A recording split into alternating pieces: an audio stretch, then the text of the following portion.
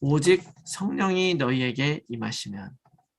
우리 사도행전 4장 1절과 12절 말씀을 가지고 우리가 이제 이번 주 캠프를 준비하면서 하나님의 말씀을 나누도록 하겠습니다. 먼저 제가 하나님의 말씀을 읽겠습니다. 사도들이 백성에게 말할 때에 제사장들과 성전 맡은 자와 사두개인들이 이르러 예수 안에 죽은 자의 부활이 있다고 백성들을 가르치고 전함을 싫어하여 그들을 잡음에 날이 이미 저물었으므로 이튿날까지 가두었으나 말씀을 들은 사람 중에 믿는 자가 많으니 남자의 수가 약 5천이나 되었더라.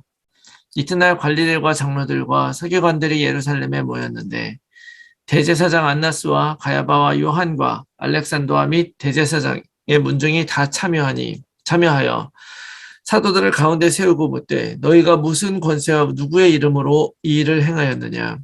이에 베드로가 성령에 충만하여 이르되 백성의 관리들과 장로들아 만일 병자에게 행한 착한 일에 대하여 이 사람이 어떻게 구원을 받았냐고 오늘 우리에게 질문한다면 너희와 모든 이스라엘 백성들은 알라. 너희가 십자가에 못 박고 하나님이 죽은 자 가운데서 살리신 나사렛 예수 그리스도의 이름으로 이 사람이 건강하게 되어 너희 앞에 섰느니라. 이 예수는 너희 건축자들의 버린 돌로서 집 모퉁이의 머릿돌이 되었느니라. 다른 이로서는 구원을 받을 수 없나니 천하 사람 중에 구원을 받을 만한 다른 이름을 우리에게 주신 일이 없음이라 하였더라. 아멘. 아멘. 자, 우리 이제 이번 주에 12차 자체 캠프, 우리 이제 현장 캠프를 이제 스케줄하고 우리가 하는 기도를 하고 있습니다. 여러분들이 이제 많이 마음에 품고 기도하고 계신 줄 알고요. 그 다음에 이 캠프를 정말 참여하고 싶은데 그날 일을 해서 못 오셔가지고 너무 안타까운 마음이라는 걸 제가 잘 알고 있습니다. 그래서 오늘 여러분들이 이 캠프를 놓고 사실은 뭐 그 현장에 오지 않아도 우리의 캠프는 멈추는 것이 아니거든요. 우리가 이거를 다시 한번 확인하고 또 준비하는 오늘 좀 시간을 좀 가지려고 합니다. 마침 또 오늘 이번 주에 받은 이 강단 메시지가 우리가 이 캠프를 준비하기에 참 너무나 중요하고도 좋은 그런 본문이기 때문에 오늘은 제가 좀 말씀을 정리하면서 여러분과 나누도록 하겠습니다. 여러분 캠프가 무엇입니까? 우리가 다 아는 대로 캠프는 빛을 발하는 거잖아요. 빛을 발하는 것이고, 그 빛은 결국 무엇이냐면요. 그리스도죠. 성경에도 얘기하시잖아요. 예수님이 이 땅에 빛으로 오셨는데 사람들이 그 빛을 자기 받아들이지 않았어. 그러나 영접하는 자, 곧 그 이름을 믿는 자에게는 하나님의 자녀가 되는 권세를 주셨다고 말씀을 하셨습니다.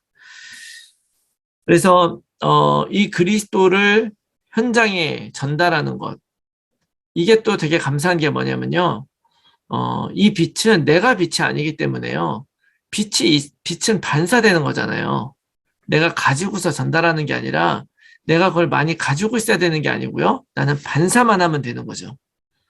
그 복음이 내 안에 딱 들어와서 복음이 또 내 안에서 딱 나가기만 하면 되는 거예요. 그래서 하나님이 하신다는 거예요. 그래서 이 빛을 발한다는 것은 결국 그리스도를 비친다는 뜻이고 결국 현장에 복음을 전하는 것이 바로 캠프라고 말할 수가 있습니다. 그래서 이번 주에는 이제 우리가 12차 자체 캠프 이번 한 달 동안 담임 목사님께서 메시지도 주시고 또 우리가 이런 캠프를 진행을 하고 있는데 우리가 사후교구 미션홈으로 이렇게 모이고 나서 우리가 계속 진행하는 캠프는 좀 더 우리가 진짜 실제적으로 우리 평생에 붙들고 할 수 있는 그런 캠프로 훈련받는 시간표지만 또 교회로서 이렇게 같이 하나로 하는 이런 캠프의 시간도 우리에게 굉장히 중요한 시간이거든요. 그래서 우리가 함께 다 이렇게 캠프를 하는 시간을 갖는 것입니다. 이번 주 토요일. 그래서 일단 우리가 함께 모여서 현장에 나가서 복음을 전하는 그 현장 캠프는 이번 주 토요일에 하지만 보니까 이제 참석하지 못하시는 분들이 꽤 계세요. 그날 일을 하시는 분들도 계시고 또 여러 가지 사정 때문에 못 오시는 분도 있지만 여러분 캠프는 우리가 4월 30일 날 우드브리지 그 파크하고 몰 인근에서 우리가 한다 그래서 거기 안 오면 캠프를 못 하는 것이 아닙니다. 제가 우리 그 사후교구 캠프를 시작하면서 제가 그레스 전사님하고도 한번 이런 얘기 나눈 적이 있어요. 우리가 계속 지속적으로 정례 캠프를 했으면 좋겠다. 한데 그 캠프를 항상 모여서 하면 하기 힘들잖아요. 오는 지역도 있고 시간도 그렇고. 그래서 우리가 일주일에 1시간씩 내가 나름대로 정해서 혼자 캠프하는 거예요. 무슨 얘기 가십니까? 꼭 교회에서 할 때만 하는 게 아니라 내가 일주일에 1시간씩 캠프하겠다. 그래서 집 주위에서 해도 되고 아이들 픽업하러 가는 그런 현장에서 해도 되고 아니면은 내 직장에서 해도 되고 뭐 아니면 있는 공원에 가서 해도 되고 이런 캠프의 시간을 내가 따로 가지면 그게 캠프인 거죠. 그래서 여러분들 참석하지 못하시는 분은 개인적으로 특별히 1시간을 내서 여러분들 좀 캠프를 해주시기 바랍니다. 왜냐면 우리도 현장 가면은 캠프할 시간이 1시간밖에 안 될 것 같아요.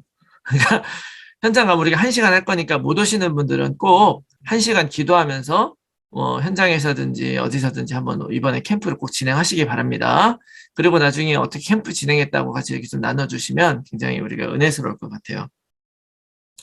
자, 그래서 결국에는 이번 주에 우리가 하는 캠프는 뭘 하는 거냐면 복음을 전하는 거죠. 기본적으로 우리가 지금 이 캠프를 하고 이런 사후교구 미션홈을 하는 것은요, 다른 게 아니고 어떻게 우리가 누구에게 복음을 어떻게 지속적으로 전할 것인가 하는 거를 고민하는 것입니다. 그게 바로 우리가 캠프를 위해서 이렇게 모이는 목적이죠. 어떻게 누구를 대상으로 지속적으로 할 것인가. 그래서 여기에서 나오는 게 이제 사도바울식 조직전도 담임 목사님 강조하고 우리가 궁극적으로 지향하는 길이 바로 이거라고 말씀을 하셨는데요. 말하자면 지속하기 위해서 제자가 발견되어지고 그 제자와 함께 또 전도 현장에서 전도하면서 전도를 가르치는 거예요. 그리고 그 제자가 또다시 전도하는 이런 서로 제자와 스승의 관계가 형성이 되면서 이런 것들이 하나의 조직으로 형성이 되면 지속적으로 이 전도가 가능하다라고 하는 말씀을 담임 목사님이 주신 거죠. 자, 그래서 지속하기 위해서 제자를 발견해야 되는 거죠. 그 다음에 제자와 함께 현장에서 전도하는 것인데 그럼 이 제자를 발견하기 위해서 우리가 여기 안 하네요. 어떻게 해야 되는 것이냐? 이 제자를 나의 현장에서 발견을 하는 거죠. 그래서 나의 현장에서 발견을 하기 위해서 내가 캠프 메시지 계속 듣는 거예요. 지난번에도 우리가 현장 캠프, 뭐 산업선교, 뭐 학원 캠프 이런 메시지, 유목사님 메시지 우리가 들으면서 내 나름대로 내 현장에서 해야 될 그 캠프에 대한 그런 도전을 받지 않았습니까? 그게 다른 게 아니라 결국에는 내가 전도자로 살고 제자를 누군가 언젠가 어디선가 만나야 되는데 그게 어디서 이루어져야 되는 거냐면 내 삶 속에서 이루어져야 되는 거죠. 그래서 결국에는 나의 현장에서 이 캠프를 찾는 그런 과정을 우리가 하고 있는 거예요. 이거는 뭐 교회에서 1년에 4번 하는 그런 자체 캠프를 통해 되는 게 아니라 우리가 신앙생활 하면서 전도자로 살아가기 위해서 이거는 지속적으로 계속할 일이라고 생각을 합니다. 그래서 여러분들이 이 수요 미션홈을 통해서 다른 게 아니라 내가 가장 편하게 내 현장에서 가장 자연스럽게 할 수 있는 그런 캠프를 찾으시면 돼요. 자기 스스로. 그리고 그거를 같이 힘을 모아서 해보자는 것이 바로 이 수요 미션홈의 목적입니다. 그래서 여러분들 그렇게 기억하시고 앞으로 계속 나의 캠프를 고민하시고 나의 전도를 고민하는 여러분들이 되시길 바라요. 대부분 계속 지속할 거고요. 그리고 또 이번 주에 우리가 토요일 날 현장 캠프를 앞두고서 오늘 본문에 베드로의 그 이야기가 나오잖아요. 베드로를 통해서 우리가 어떻게 하면 이 능력 있게 이번 캠프를 한번 할 수 있는가라고 하는 것을 좀 인도받기 위해서 오늘 메시지를 좀 같이 나눠보려고 하는 것입니다. 자, 베드로가 오늘 본문의 12절 말씀에 굉장히 중요한 이야기를 했죠. 다른 이로서는 구원을 받을 수 없나니 천하 사람 중에 구원을 받을 만한 다른 이름을 우리에게 주신 일이 없음이라 하였더라. 자, 다른 이로서는 구원을 얻을 수 없습니다. 이것이 우리가 전하는 복음의 내용이에요. 믿습니까? 그러니까 베드로가 이런 중요한 비밀을 깨닫고 이야기했다는 거 굉장히 중요하거든요. 그런데 이것보다도 또 하나 더 중요하고 오늘 제가 초점을 두고 싶은 점이 있어요. 그게 뭐냐면 베드로가 왜 이 얘기를 했냐는 거예요. 지금 도대체 어떤 상황인데 이런 얘기를 할 수밖에 없었는가? 여러분 본문의 말씀을 잘 보면은요. 베드로가 지금 재판을 받고 있는 거예요. 재판을 받고 있는데 그 재판을 받을 때 어떻게 물어봤냐면 너가 뭐 믿고 있는 게 뭐냐? 너는 뭐를 전하냐? 이렇게 물어본 게 아니에요. 이렇게 물어본 게 아니라 다른 질문을 했단 말이죠. 근데 그런 질문이 나오기까지 그 배경을 우리가 조금 알아야 돼요. 자, 바로 이 사도행전 3장에서 어떤 사건이 있었습니까? 우리가 지난번에 2주 전에 강담에서 통해서 우리가 받은 대로 안진뱅이가 일어나는 사건이 있었잖아요. 그 일 때문에 이제 사람들이 깜짝 놀란 거죠. 항상 이렇게 성전 미문 앞에서 40년간이나 앉아 있었던, 40년간은 아니고 거의 오랫동안 앉아 있었던 그 사람이 이렇게 일어나가지고 나으니까 사람들이 깜짝 놀라가지고 이 베드로와 이 제자들에게 무슨 능력이 있는 것처럼 막 얘기를 한 거죠. 그러니까 아니다. 나에게 능력이 있는 것이 아니라 예수님이 십자가 달려 돌아가시고 그분이 부활하셔서 부활하신 예수님의 이름으로 내가 이 사람을 이야기했던 이 사람이 나은 것이다. 너희들도 예수님 믿고 구원받아라. 이런 얘기를 한 거예요. 그랬는데 지금 오늘 말씀해 보니까 그 일 때문에 이 베드로와 제자들이 붙잡힙니다. 붙잡혀요. 제자들이 왜 붙잡히냐면 예수님이 부활했다고 가르쳤기 때문에 그래요. 2절 말씀 보니까 예수 안에 죽은 자의 부활이 있다고 백성을 가르치고 전함을 싫어하여 그래가지고 붙잡힌 거예요. 아니 안진뱅이를 일으켰잖아요. 그게 무슨 일이라고 붙잡아요?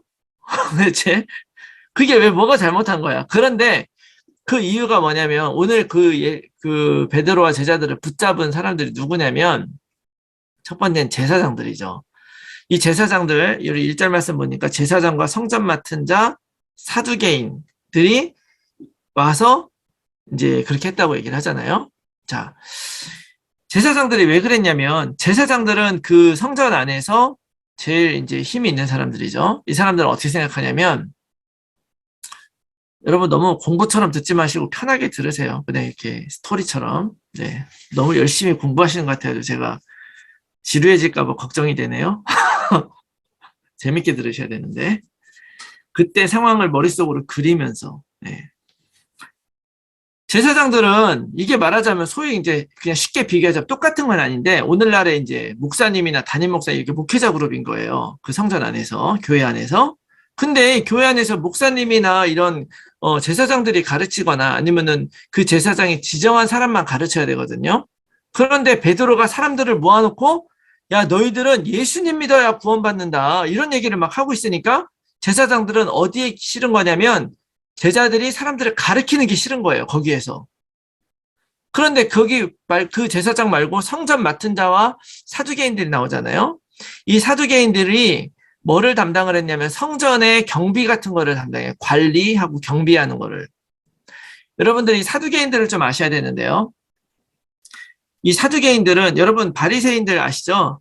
바리새인들이나 서기관들은 어떤 사람들이냐면 이스라엘 백성들이 이제 바벨론 포로로 끌려간 다음에 나중에 돌아왔잖아요. 돌아온 다음에 굉장히 각성운동이 일어났어요. 야, 우리가 율법을 이렇게 제대로 똑바로 안 지켰구나. 이제부터 철저히 지키자. 그래가지고 철저히 지키면서 율법 중심으로 살자고 나온 그런 운동이 바리새 운동이에요. 그래가지고 그거에 동조하는 사람들이 바리새인들이죠. 그래가지고 이 바리새인들이 이 율법을 정확하게 알려면 그 율법에 대해서 특별히 연구하는 그런 사람들이 필요하잖아요. 그래서 등장한 사람들이 서기관이라는 사람들입니다. 서기관들은 율법의 전문가들이죠. 그런데 이런 바리새인들만 있었던 것이 아니라 그 당시에는 사두개인이라고 하는 또 다른 파가 있었어요. 이들은 오늘날로 말하면 약간 이 바리새인은 약간 공화당이랑 비슷한 느낌이에요. 보수적인 거죠. 그런데 이 사두개인은 좀 더 급진적인 그 사람들이었어요. 그러니까 말하면 민주당이랑 비슷하죠. 그래서 실제적으로 이 하나님 나라를 기대하는 것도 중요하지만 우리가 투쟁해야 된다. 그래가지고 그 이스라엘 뭐 독립운동 같은 것도 막 하고 많이 그랬어요. 이 사두개인들이. 그런데 중요한 거는 뭐냐면 이 사두개파 사람들은 절대 믿지 않는 게 뭐냐면 부활을 믿지 않아요.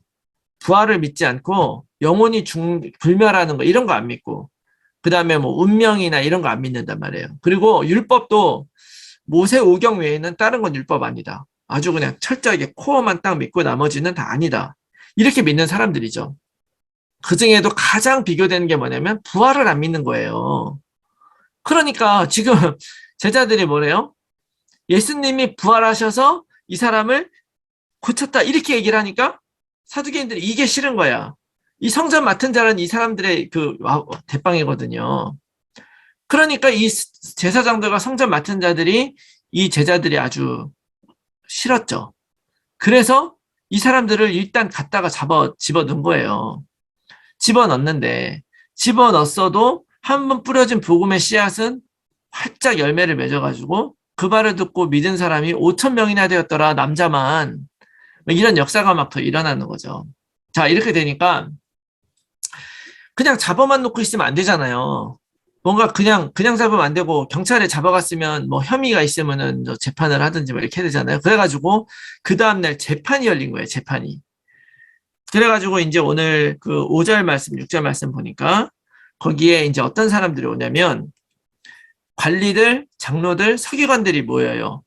이게 이제 사내들인 공회라고 해서 이제 우리 그 오늘날로 말하면 이제 약간 뭐라 그럴까? 그 국회와 같은 그런 거죠. 근데 여기에 관리들은 어떤 사람들이겠습니까? 그러니까 그 제사장들이나 성전의 일들을 맡아서 하는 사람들이에요. 그러니까 그리고 장로들은 백성을 대표하는 사람들이죠. 국회의원 같은 사람들. 그 다음에 서기관들, 아까 말씀드렸죠? 율법의 전문가들. 오늘날로 말하면 뭡니까? 판검사들이죠. 판검사들. 그러니까 이런 사람들이 다 같이 모여가지고 거기에서 이제 재판을 하는 거예요. 그런데 여기에 또 누가 왔냐면 안나스, 가야바, 요한, 알렉산더 및 대제사장의 문정이 왔다 그렇게 기록하고 있어요. 자, 그런데 요때 대제사장이 가야바였단 말이에요. 이 가야바라고 하는 사람이 대제사장이었는데 예수님 죽을 때도 이 가야바가 대제사장이었죠. 그러니까 대제사장 가야바는 이 자리에 오는 게 맞는 거죠. 그런데 이 안나스라고 하는 사람은 또 누구냐면 가야바의 장인어른입니다. 근데 이 안나스가 그 언제부터 이 대제사장을 했냐면 AD 7년부터 대제사장을 해요. 7년부터 대제사장을 하면서 그때부터 대제사장을 한 다음에 그 다음에 어떻게 되냐면 그 대제사장직을 누구한테 밀려주냐면 자기 사위 가야바한테 물려준 거예요. 가야바. 그래가지고 이 가야바가 꽤 오래 합니다. 한 37년까지예요. AD 37년까지. 그리고 한 다음에 그 가야바가 끝난 다음에 그 다음 제사장을 그 요한, 알렉산더 다 여기 간 집안 사람들이잖아요. 이게 다 안나스의 아들들이에요. 그 다음을 안나스의 아들한테 물려줘가지고 안나스의 아들 4명한테 연속으로 물려줘요. 그리고 마지막 아들 이름도 안나스예요. 그 마지막 아들 안나스의 그 제사장 임기가 딱 끝나고 나서 그 다음에 그 대제사장 그거를 누구한테 물려줘요? 손자한테 물려줍니다. 손자 이름이 므낫세라고 하는데 그 므낫세한테 물려줘요. 그래가지고 안나스가 AD 7년부터 시작을 해가지고 AD 66년까지 이 집안이 계속 대제사장을 하는 거예요. 이 집안이 바로 그런 집안인 거죠. 그런데 사실은 요것도 좀 알면은 좀 재밌는 게 그 당시에는 이제 원래는 아론의 후손들이 대제사장을 쭉 돼야 되는 거잖아요. 그런데 로마가 이제 이 유대 지정을 다스리면서 그 분봉왕, 헤롯 이런 사람들도 다 지정을 하고 이런 정치적인 그 지도자뿐만 아니라 이 대제사장을 지정하는 것도 로마가 다 영향력을 행사하는 거예요. 그래서 안나스가 이 대제사장이 되기 위해서 로마에다가 뇌물을 많이 갖다 바칩니다. 그래서 엄청 뇌물을 갖다 바치고 이렇게 됐기 때문에 이 안나스가 그 뇌물을 바쳤기 때문에 그 뇌물을 회수해야 되잖아요. 그래가지고 성전 안에서 사고 파는 일들을 활성화시킨 거예요. 그게 이제 율법적으로 문제되는 건 않고 말은 되죠. 왜냐하면은 제사는 깨끗한 짐승으로 드려야 되는데 많은 사람들이 짐승을 데리고 오다 보면 중간에 막 어디 다치기도 하고 어디 털 뜯기기도 하고 그런 거 못 드리잖아요. 그리고 또 뭐를 했냐면 환전 같은 걸 했거든. 환전. 그러니까 성전에 드리는 제물은 혹시 성전에서 쓰는 세겔로 써야만 되는데 다 쓰는 동전이 다르니까 거기 와서 그걸로 환전을 할 때 그 수수료를 띄는 방식으로 해가지고 이제 했는데 예수님이 그거 보고 들어가서 성전을 뒤집어 엎었죠.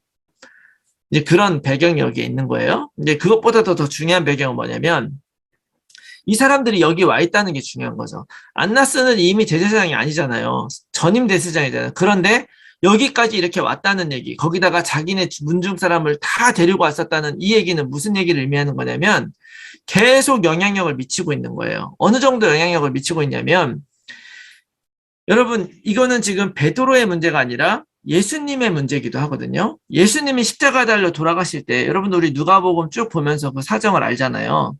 예수님이 하신 일이라고는 베데스다 연못가 가가지고 38년 동안 병자되어 있었던 그 사람을 살린 일밖에 없어요. 그런데 그 일을 살리니까 사람들이 깜짝 놀래죠. 야, 이분이 정말 하나님의 아들 그리스도신가 보다. 그랬더니 그거를 보면서 이 율법학자들 또 대제사장 그룹들이 그거를 시기해가지고 너 왜 병을 고치는데 왜 안식일날 고쳐? 너 율법 어기는 거야? 그러면서 시비를 걸기 시작했잖아요. 근데 그렇게 조금 시작을 하다가 좀 더 지나가고 나서 이제는 막 나면서부터 장님된 그 사람을 막 고쳐요. 막 이러니까 사람들이 더 놀라워하죠. 그리고 그 고친 사람이 그 사람들 앞에 와서 내가 이것 때문에 이 사람 뭐 이거 율법을 어쩌고 저쩌고 상관없지만 내가 이 사람이 눈 고친 거는 이 사람이 고친 게 확실하고 난 다른 건 몰라도 내가 경험했으니까 나는 뭐 죽더라도 나는 이 예수님을 따르겠다. 이래 버리니까 이제 이 사태의 심각성이 커지는 거죠. 이때 제일 이거를 반대하면서 예수님을 죽이겠다고 결정하고 그런 것들을 했던 사람들이 바로 이 안나스 가야바예요.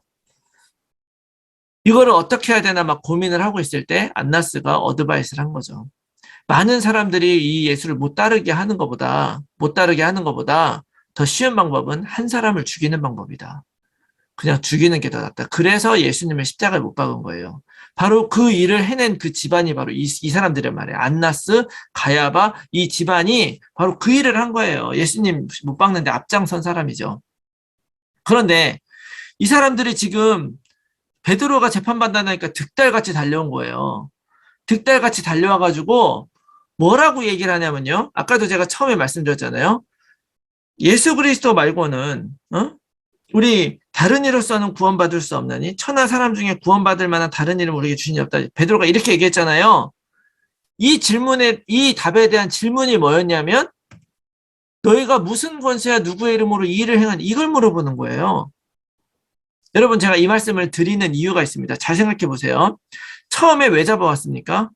예수님이 부활했다고 가르치니까 데려왔잖아요. 그런데 정작 재판을 할 때는 뭐를 물어봐요? 너희가 무슨 권세로 이 안진뱅이를 일으킨 거야? 이걸 물어보는 거예요. 이게 무슨 얘기입니까? 그 사람들이 데리고 온 것이 문제가 아니라 이 대제사장한테는요. 지금 베드로가 이 사람을 세워서 고치는 것 자체가 문제가 되는 거예요. 예전에 예수님이 고쳐서 사람들이 그걸 따라가는 것이 문제가 됐듯이 더 나아가서 이게 왜 또 문제가 되냐면 들었을 거 아니에요. 예수 그리스도의 이름으로 해가지고 고쳤다. 이 말은 뭐예요? 자기네들이 이거 문제 있다고 해가지고 십자가에 못 박은 예수님이 부활해가지고 이 일을 했다 그러면 이 의로운 일을 하도록 아무 죄 없는 사람을 십자가에 못 박은 자기들의 잘못이 드러나기도 하고 이러니까 이걸 어떻게든지 막고 싶었겠죠. 그래가지고 이렇게 왔단 말이에요.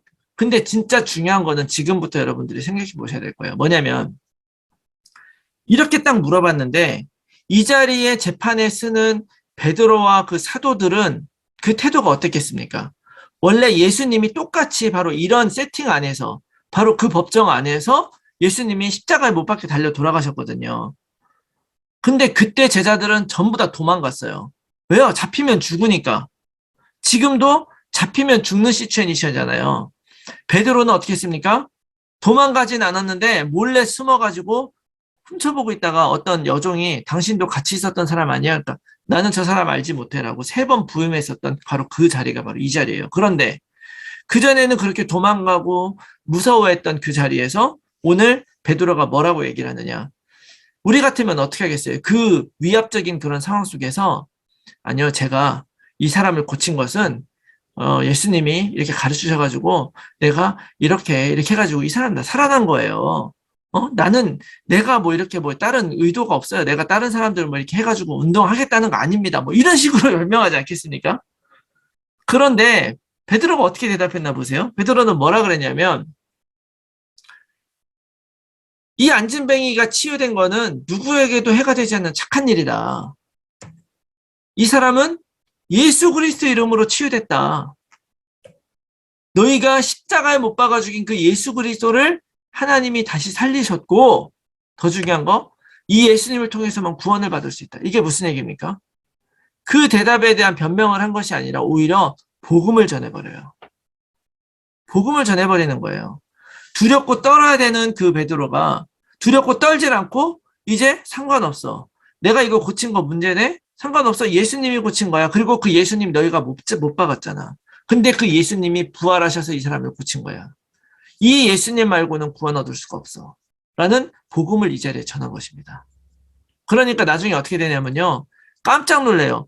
아니 무식한 줄 알았는데 어떻게 이렇게 완벽한 대답을 해서 도대체 흠을 잡을 수가 없는 거예요. 그래가지고 어떻게 처벌할 방법이 없어가지고 법에 어긋나는 게 아니니까. 그래가지고 놔주면서 사람들이 동요할까 봐 두려워서 절대로 입 밖에 내지 말라 그래요. 근데 그게 입 밖에 안 나나요? 본인들이 얘기를 안 해도 다른 사람들이 다 이것이 막 얘기하고 나니까 막 많은 사람들이 또 막 이 일이 막 난리가 나죠. 이렇게 진행된 일입니다. 근데 제가 오늘 여러분들에게 이거를 자세히 설명드린 이유가 뭐냐면 도대체 어떻게 베드로가 이렇게 바뀌었을까요? 도대체 무슨 일이 있었길래 오직이 됐을까? 베드로가 오직 됐었던 그 이유. 무엇이 베드로를 변화시켰는가? 8절 말씀이죠. 베드로가 뭐라 그러냐면 이에 베드로가 성령이 충만하여 이르되 성령이 충만하여 이르되 예전에 우리가 많은 것을 알 수 있지만 많은 걸 이야기하고 믿을 수 있지만 성령 충만하게 되어서 하는 거랑은 정말 다른 것이죠. 예수님이 십자가에 달려 돌아가시기 전에는 이 성령을 아직 받지 못했을 때였던 거예요. 알았지만 그걸 이길 수 있는 능력이 없어서 마태복음 16장 16절 주는 그리스도시요 살아계신 하나님의 아들이십니다라고 고백을 했었던 그 베드로가 그 고백은 사실은 어떻게 보면 쉬워요. 왜냐하면 예수님 앞에서 하는 고백인데 뭐 무슨 고백인들 못해요. 그러나 예수님을 부인할 수밖에 없었죠. 그런데 그 사이에 어떤 일이 있었습니까? 사도행전 2장 사건이 있었던 거예요. 성령이 임하셔서 하나님의 일을 하게 되신 거죠. 하나님의 일을 말하게 됐어요. 근데 그때 어떤 또 체험을 하게 됐냐면 막 사람들이 쟤네 술 먹은 거 아니야? 막 이렇게 얘기를 하니까 아니다. 우리 술 먹은 거 아니다. 하나님께서 우리들 예수님을 부활시키셔가지고 그 예수님 때문에 우리가 이렇게 된 거다. 너희들도 예수님 믿어야 구원받는다. 너희들 오늘 예수님 믿고 세례받아라. 그랬더니 그 자리에서 3,000명이 세례를 받고 예수님을 믿어요. 그러고 나서 그 다음에 또 어떤 체험을 합니까? 자기 얘기를 한 게 아니라 복음을 얘기했던 일은 3,000명이 돌아오고 가서 안진뱅이 40년 동안 안진뱅이였던 그 사람에게 맨날 지나갈 때는 쳐다보지도 않았다가 오늘 갑자기 이 사람의 문제는 돈이 없는 것이 문제가 아니라 안진뱅인 것이 문제구나. 근본 문제는 그거구나라는 걸 알고 금과 은은 내게 없지만 내게 있는 것으로 내게 주노니 나사렛 예수 이름으로 일어나 걸어라라고 딱 얘기를 하니까 그 사람이 일어나죠. 이걸 딱 보면서 이것이 답이구나. 이렇게 사도행전 2장 3장에 그런 절대적인 체험을 할 수 있는 자기의 능력을 체험한 게 아니라 하나님의 능력을 체험한 거죠. 이렇게 능력을 체험할 수 있게 된 그 배경에는 또 뭐가 있습니까? 사도행전 1장이 있는 거예요. 사도행전 1장 138 예수 그리스도가 누군지 알고 부활하신 예수님 만나서 하나님 나라가 뭔지 알았는데 그 예수님 뭐라고 얘기를 합니까? 오직 성령이 너희에게 마시면 너희가 권능을 받고 예루살렘 온 유다 사마리아 땅끝까지로 내 증인이 되리라. 이 사도행전 1장 8절의 말씀이 벌써 사도행전 4장에서 벌써 이루어져 버리는 거죠. 이 베드로가 전도자였느냐 처음에 사실은 예수님을 정말 사랑하는 수제자였던 건 사실이죠. 내가 예수님을 위해서 목숨이라도 내놓겠다고 얘기했었던 사람이죠. 근데 또 한편으로 그렇게 보는 사람도 있어요. 왜냐하면 그 어떤 제자들보다 많은 거를 포기했기 때문에 베드로는 여기에 목숨을 걸 수밖에 없다. 이렇게 본 사람도 있죠. 근데 그런 걸 떠나서 사실은 아무리 사랑하고 그래도요. 베드로가 진짜 우리가 보기에는 그런 제자였을까? 그런 능력 있는 사도였을까라고 생각했을 때 사실은 실패자잖아요. 부인하고 도망가고 하나님의 뜻을 몰랐죠. 그런데 예수 그리스도의 부활을 딱 듣고 이 사도행전 1장에 있는 그 말씀 오직 성령이 너희에게 마시면 권능을 받고 증인이 될 것이다 라는 말씀을 풀고 그때부터 기도하기 시작한 거예요. 그리고 나서 성령이 정말 임하고 나니까 어떤 권능이 임합니까? 증인되는 권능이 임해요. 여러분 그래서 이 베드로는요 바로 이 능력을 받은 거예요. 이 능력을 받은 거죠. 그 옛날과 지금의 차이는 성령 충만한 거예요. 성령을 충만하니까 내 육신적인 상황이나 세팅을 이겨나갈 수밖에 없는 거죠. 이겨나가고 하나님의 뜻을 행하는 거예요. 결국 이 능력을 받는다는 것은 무슨 능력을 받는 것입니까? 이 권능을 받는다는 것은 결국 내가 나를 이기고 하나님의 뜻을 더 붙잡는 걸 얘기를 하는 거죠. 그 권능을 받은 거예요. 다른 힘이 아니라 내가 복음을 전할 수 있는 힘, 하나님의 큰 일을 말할 수 있는 힘, 그것이 딱 이루어지는 거죠. 여러분, 우리가 복음 안에서 많은 포럼을 하잖아요. 그 포럼을 하고 포럼한 대로 살려면 우리가 뭐가 필요하냐면 성령의 인도를 받아야 되는 거예요. 또 성령의 인도를 받기 위해서는 기도해야 되는 거죠. 바로 이러한 기도하고 말씀 듣고 성령의 인도받는 삶은 결국 무엇을 향한 것이냐? 내 삶 속에 나의 능력과 나의 지혜로 살아가는 그런 증인이 아니라 하나님의 하시는 일의 증인, 하나님의 하신 그 그리스도에 대한 그 증인으로 살아가는 걸 의미하는 거죠. 이 능력이 우리에게 딱 임해버리고 이게 체험이 돼버리면 그때 비로소 증인을 하나님이 우리에게 만드시겠다. 하나님은 나를 증인으로 만드시겠다. 여러분, 이거를 꼭 기억하시기 바랍니다. 그리고 이것을 붙잡는 것이 결국 뭐냐? 오직이라는 거죠. 오직 성령이 너희에게 임하시면. 뭐에 오직 되냐? 오직 그리스도의 오직이 돼야 되죠. 근데 그 그리스도의 오직 되는 것은 나에게 있어서는 실제적으로 어떤 것이 필요한 거냐면 성령의 인도 따라가는 거예요. 그래서 이 말씀을 딱 보면서 우리들도 이렇게 현장에서 전도자로 서야 되는데 과연 우리가 극복해야 되는 것들이 뭐냐 하는 걸 좀 생각을 해보게 돼요. 자, 베드로가 예전 같았으면 이렇게 못했겠죠. 이 법정 앞에서 그 사람들이 거기는 또 법정의 그 풍습이 뭐냐면 이런 죄인들은 그 관리들 저 장로들, 서기관들이 쫙 동그랗게 둘러앉아 있으면 이 사람을 가운데 딱 세워놓고서 이야기를 해요. 얼마나 그 위압적이겠어요? 근데 그 상황 속에서 예전 같아서는 못했을 텐데 지금은 하잖아요. 지금은 합니다. 저는 그런 생각을 해봐요. 제가 지금까지 이렇게 딱 생각해 보니까 제가 어려서 다녔던 교회부터 시작을 해가지고 제가 중간에 이제 전도사 사역도 하고 이렇게 하면서 지금까지 제가 거쳐온 교회가 12개인가 되더라고요. 저희 교회가 12번째 교회입니다. 그 중에 어떤 교회는 한 달밖에 사역을 안 한 교회도 있어요. 그러지 하여튼 12교회. 근데 중간중간에 참 좋은 분들도 많이 만나고 좋은 신앙인들도 많이 만나긴 했지만 저는 우리 교회를 이렇게 보면서 진짜 우리 교회처럼 모든 성도들이 전도자로 준비되어 있는 교회를 보지는 못했어요.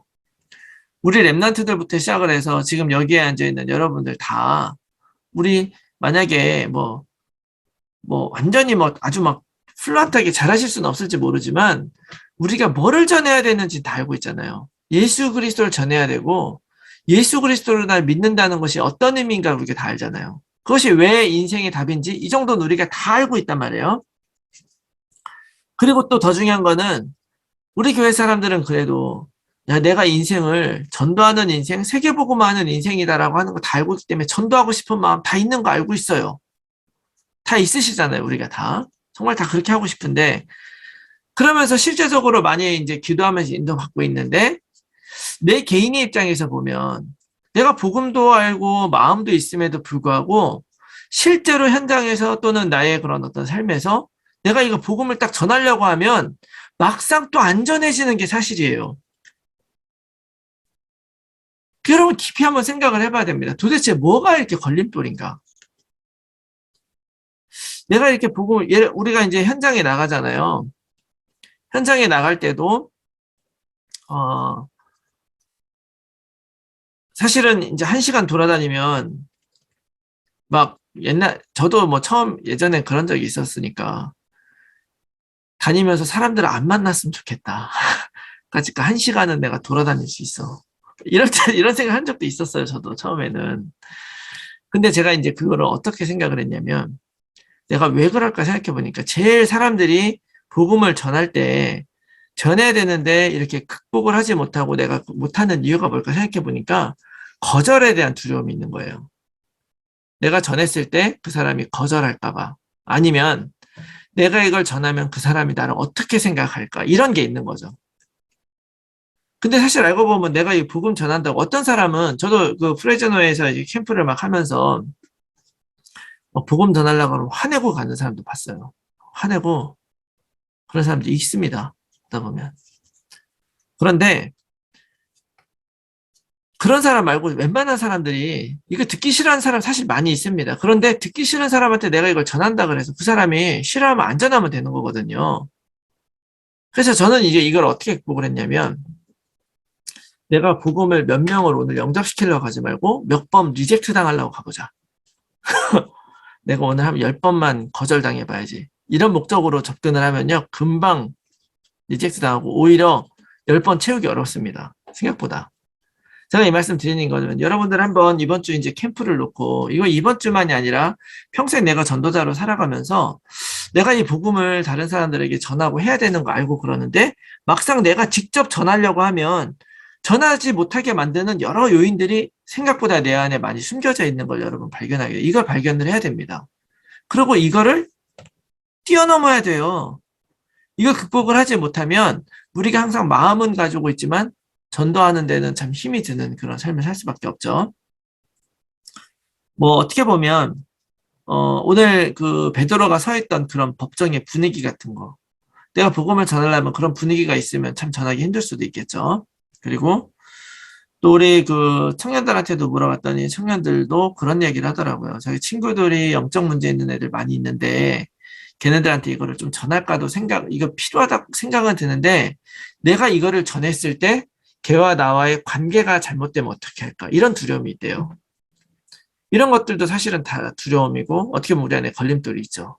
그런데 저는 오늘 이 사도행전 4장의 말씀이 우리들에게 이 부분에 대해 굉장히 중요한 그 눈을 열어준다고 저는 믿습니다. 내가 살면서 한번 성령의 인도, 성령 충만을 받는 거예요. 성령 충만 받는다는 것은 무엇입니까? 갑자기 막 방언을 터뜨리고 막 예언을 하고 이런 게 성령 충만은 아니죠.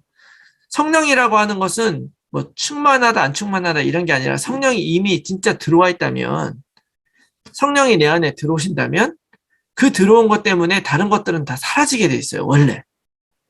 왜냐하면 성령님이 하나님이잖아요. 예수님이고 성령님이고 삼위일체 하나님이잖아요. 그분은 빛이시기 때문에 빛이 들어오면 어둠은 사라지게 되어 있고 방 안에 어떤 기술을 쓴다고 해도 내가 방 안에 어떤 따로 방을 하나 따로 만들지 않는 한 어떤 빛을 내가 조금이라도 가지고 들어가면 그 빛이 그 방 안에 닿지 않는 곳이 없단 말이에요.